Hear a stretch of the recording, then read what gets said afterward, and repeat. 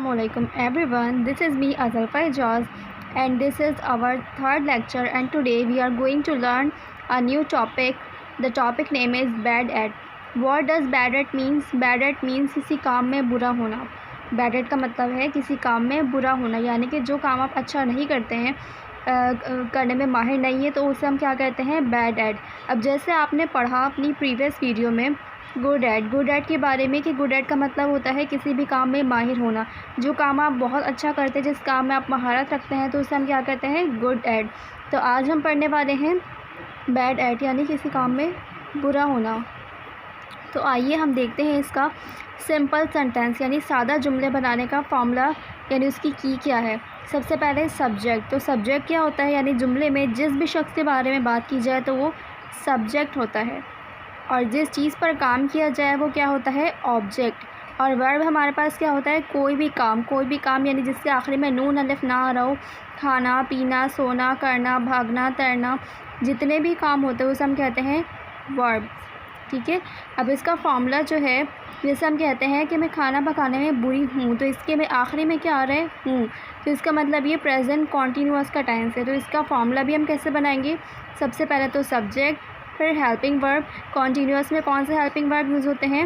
Is, are, am. And then topic हमारा क्या है? बैड एट, यानी बुरा होना. एंड देन वर्ब की फॉर्म हम यूज़ करेंगे, लेकिन कौन सी? फर्स्ट फॉर्म नहीं, बल्कि जेरेंट फॉर्म. वर्ब की जेरेंट फॉर्म, यानी कि वर्ब की फर्स्ट फॉर्म के साथ हम आईएनजी ऐड कर देंगे. And then object. अब हम आते हैं इसके नेगेटिव सेंटेंस पर. नेगेटिव का मतलब होता है इनकारिया, यानी जिस बात में आप इनकार कर रहे हो. जैसे मैं खाना पकाने में बुरी नहीं हूँ, वो खेलने में बुरा नहीं है, हम लिखने में बुरे नहीं हैं, वो पढ़ने में बुरा नहीं है. तो इसे हम कैसे कहते हैं? इसकी की देख लेते हैं. यानी फार्मूला सब्जेक्ट, वही helping verb is, are, am, बस उसके बाद हम इनकार करने के लिए क्या वर्ड लगाएंगे? Not. And then bad at यानी टॉपिक, एंड देन वर्ब्स की gerund form, and then object. अब हम आते हैं कन्फर्मेटिव. कन्फर्मेटिव का मतलब होता है तस्दीक करना, यानी जो काम बात हम पूछ रहे हो, किसी से तस्दीक कर रहे हो, उसको कन्फर्म कर रहे हो. तो उसकी की क्या है? सबसे पहले हम क्या करेंगे?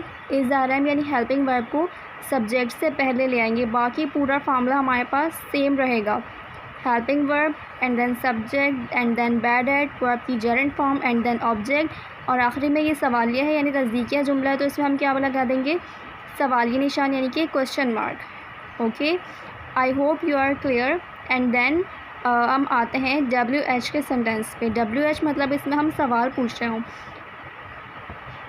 WH का मतलब है कि जिसमें हम कोई भी सवाल पूछ रहे हों, जैसे कि आप क्या पकाने में बुरे हैं, आप क्या लिखने में बुरे हैं, आप क्या खेलने में बुरे हैं, यानी जिसमें हम पूछ रहे हों, तस्दीक नहीं कर रहे हो, बल्कि हम इसमें डायरेक्ट हम क्वेश्चन पूछ रहे हो. तो इसमें WH में सबसे पहले इसकी की है, यानी फॉर्मूला सबसे पहले हम लगाएंगे WH फैमिली. इसमें कोई सा भी WH आ सकता है. What, why, where, when, which, with whom, बहुत सारे WH है. एंड देन कन्फर्मेटिव का सेम फार्मूला हम यहाँ कॉपी कर देंगे, जैसे कि इज़, आर, एम यानी helping verb, and then subject, bad at, verb की gerund form, and then object, and then question mark.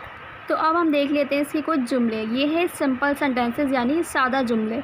जैसे मैं कह रही हूँ मैं बिरयानी पकाने में बुरी हूँ, यानी मैं बिरयानी अच्छी नहीं बनाती, तो मैं कैसे बोलूँगी? I am bad at cooking biryani. वो खेलने में, क्रिकेट खेलने में बुरे हैं, तो हम कैसे कहेंगे? They are bad at playing cricket. मेरा भाई इंग्लिश बोलने में बुरा है, यानी वो इंग्लिश अच्छी नहीं बोलता. My brother is bad at speaking English. तुम चाय बनाने में माहिर नहीं हो या बुरी हो, तो कैसे बोलेंगे? You are bad at making tea. अब हम आते हैं अपने नेगेटिव सेंटेंसेस की तरफ, यानी इनकारिया जुमलों की तरफ, जिसमें हम किसी बात से इनकार कर रहे होते हैं. अब जैसे मैं कह रही हूँ हम मैथ्स पढ़ाने में माहिर नहीं है, या हम मैथ पढ़ाने में बुरे हैं, अच्छा नहीं पढ़ाते, तो हम कैसे कहेंगे? We are not bad at teaching maths. तुम्हारी बहन कपड़े सीने में बुरी है, यानी माहिर नहीं है, तो कैसे कहेंगे हम? Your sister is not bad eight, बुरी नहीं है. Your sister is not bad at stitching clothes, यानी आपकी सिस्टर, आपकी बहन कपड़े सीने में बुरी नहीं है. मेरी कज़न चाय बनाने में बुरी नहीं, यानी वो चाय अच्छी बनाती है, तो हम कैसे बोलेंगे? My cousin is not bad at making T.